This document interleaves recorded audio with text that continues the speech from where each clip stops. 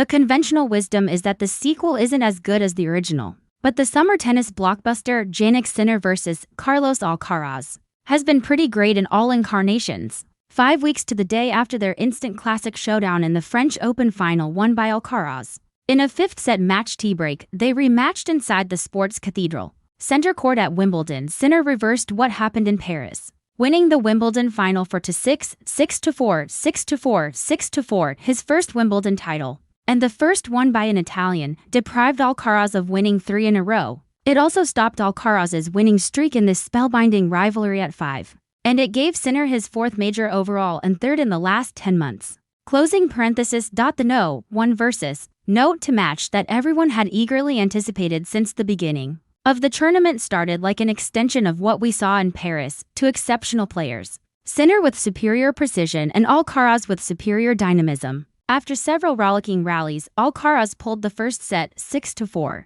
His 4th consecutive set over Sinner, and suddenly was on the threshold of winning yet again. But then, Sinner's steadiness and conviction set in and Alcaraz dropped a gear. This is an essential characteristic of their rivalry at his very best.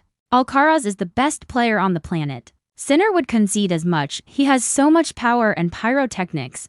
But when Alcaraz's level drops, Sinner's steadiness takes root. That's precisely what happened in the final 2 hours of the Wimbledon final, pinning Alcaraz deep on the baseline and neutralizing his offense. Sinner started dictating play. He took no great risks, but was precise as ever. He won the second set 6-4, scored a break in the third set to win that one 6-4, and scored yet another break in the fourth. By this time, Alcaraz's usual joyful disposition was gone, and Sinner played with an uncharacteristic strut. There was one minor moment of drama late in the fourth set. Recalling the match point Sinner squandered at Roland Garros, with Alcaraz winning 3 points on his serve at 4-3. Sinner, though steadied, won the game to push to 5-3 and then served out the match with poise. Immediately, he dropped to his knees, no doubt thinking of all that he had overcome. Here is a player who came within 1 point of winning 4 consecutive majors, the non-calendar year career slam, but in that period, he had also undergone a 90-day doping suspension